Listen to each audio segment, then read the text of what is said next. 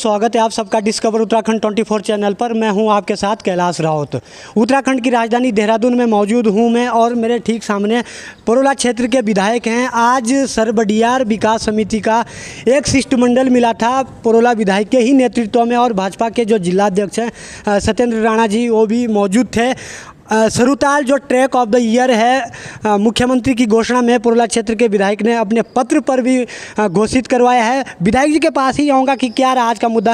विधायक जी सबसे पहले तो स्वागत है आपका हमारे चैनल पर। आपके चैनल के माध्यम से सभी आपके जितने भी श्रोता है सबको मैं बधाई देना चाहता हूँ। और साथ साथ आज जो है 8 गाँव जो सरबडियाड़ के हैं उनके लिए एक बहुत बड़ी खुशखबरी है। सबसे पहले तो मैं अपने क्षेत्र की तरफ से और मेरी परोला विधानसभा की तरफ से मैं पूरे क्षेत्रवासियों की तरफ से माननीय मुख्यमंत्री जी का तहे दिल से धन्यवाद करते हैं, क्योंकि इस बार हमारी सरकार ने जो है ट्रैक ऑफ द ईयर में सरुताल बुग्याल को जो है टेकअप किया है। वो हमारे क्षेत्र के लिए एक उपलब्धि भी है और साथ साथ जो है जो युवा है जो स्वरोजगार को चलाना चाहते हैं और क्षेत्र को जो है डेवलप करना चाहते हैं उनके लिए भी एक तरीके से बहुत बड़ा एक गॉड गिफ्ट है। और मुझे जिस तरीके से यहाँ के क्षेत्रवासियों ने बडियाड़ के जितने भी लोग थे और सभी समाज सेवी लोग आ रहे थे, सभी जो है जो जनप्रतिनिधि लोग थे, सब लोग आज जो है यहाँ पे आके अपनी जो है क्षेत्र की जो समस्याएं थी उनको माननीय मुख्यमंत्री के सामने रखें। उन तमाम चीज़ों को मैंने माननीय मुख्यमंत्री से जो है निवेदन किया कि क्षेत्र में उस क्षेत्र को जो है माननीय मुख्यमंत्री की घोषणा में उसमें सम्मिलित किया जाए, जिससे कि जो वहाँ की जो मूलभूत सुविधा उनको जो है डेवलप किया जाए। विधायक जी ट्रैक ऑफ द ईयर घोषित हो तो गया है सरबडियाड़ के सरगांव से, वहाँ के क्षेत्र के लोगों के बारे में कुछ कहेंगे? 2 सितंबर से वहाँ भी ट्रैक चलेंगे तो कुछ गाइडलाइन बताएंगे ताकि लोग जानना भी चाहेंगे।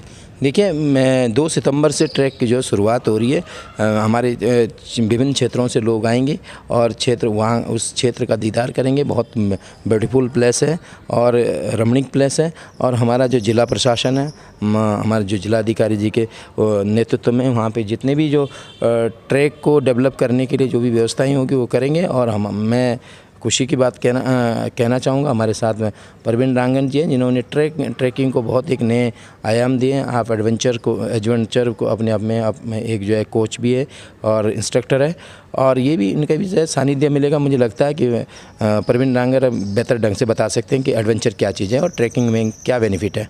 जी बिल्कुल, रांगड़ जी के ही पास होगा। जी रांगड़ जी सबसे पहले स्वागत है आपका। धन्यवाद। ये ट्रैक ऑफ द जो ईयर है इसके बारे में कुछ बताना चाहेंगे? क्योंकि आपसे जब मेरी बात हो रही थी, आपकी ट्रैक एजेंसियां भी हैं, ट्रैक चलवाते हैं आप, किस तरह का रोज़गार देते हैं आप जब कोई ट्रैक टूरिज़्म को लेकर, क्या कहेंगे आप? देखिए, ट्रैक ऑफ द ईयर जब 2016 में पहली बार राज्य सरकार ने किया था तो इसका मेन जो मकसद था वो माननीय मुख्यमंत्री को मैंने उस समय भी यही कहा था कि जो हमारे उत्तराखंड में जितनी भी चीज़ें हैं, जो अनटच जो प्लेस है, जिनको अभी तक टच नहीं हो रखा है, उन जगहों को किस तरह से डेवलप किया जाए। तो उसको देश और विदेश में आप कैसे पॉपुलर करोगे, तो उसको हर साल एक ट्रैक ऑफ द ईयर हो जाए ताकि वो हाईलाइट हो जाए उस जगह का। तो उसमें क्या हो जाएगा कि उत्तराखंड में हमारे पास क्या, उत्तराखंड देश का एक ऐसा पहला राज्य है जिसके पास समुद्र को छोड़ के सारी चीज़ें हमारे पास है। अगर आप हिमालय की बात करो तो सबसे लंबा जो रेंज हिमालय की वो उत्तराखंड के पास है। आप नदियाँ लगाओ तो बेस्ट राफ्टिंग का जो डेस्टिनेशन है हमारे उत्तराखंड के पास है। समुद्र की जहाँ भरपाई है उसको हम टेहरी डैम से पूरे कर रहे हैं अभी।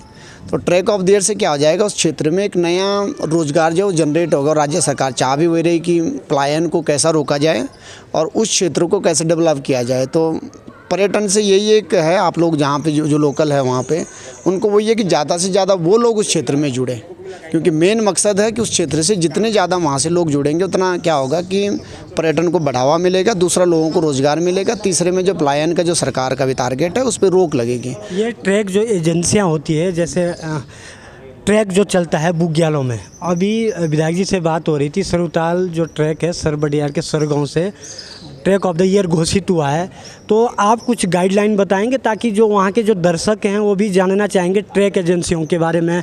ग्रुप जब आता है तो किस तरह की गाइडलाइन ग्रुप को देनी है, क्या क्या होता है इसमें विशेष?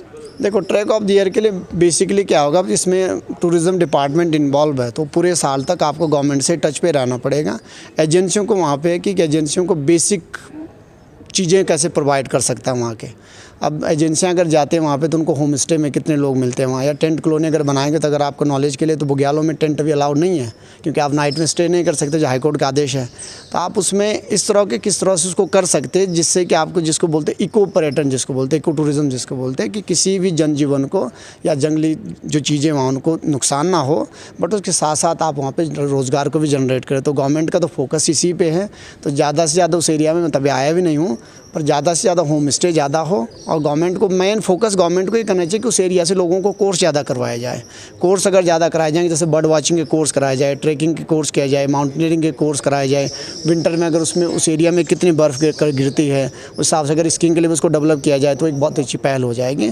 बट गवर्नमेंट, राज्य सरकार की और माननीय विधायक प्रोला की एक अच्छी पहल है, मुख्यमंत्री जी की अच्छी पहल है कि उस क्षेत्र को अगर ट्रैक ऑफ द ईयर के लिए चुना तो एक बहुत बड़ी बात है राज्य में, क्योंकि हर एक साल में केवल एक ही क्षेत्र को ट्रैक ऑफ द ईयर के लिए चुना जाता है। तो उस क्षेत्र के लिए एक बहुत बड़ी पहल है ये, और इस पहल को आगे बढ़ाने के लिए जो वहाँ की जो लोग है, जो वहाँ के जो लोकल है, उनका प्रयास रहना चाहिए कि उसको और आगे कहाँ तक ले जा सकते हैं, बस ये है।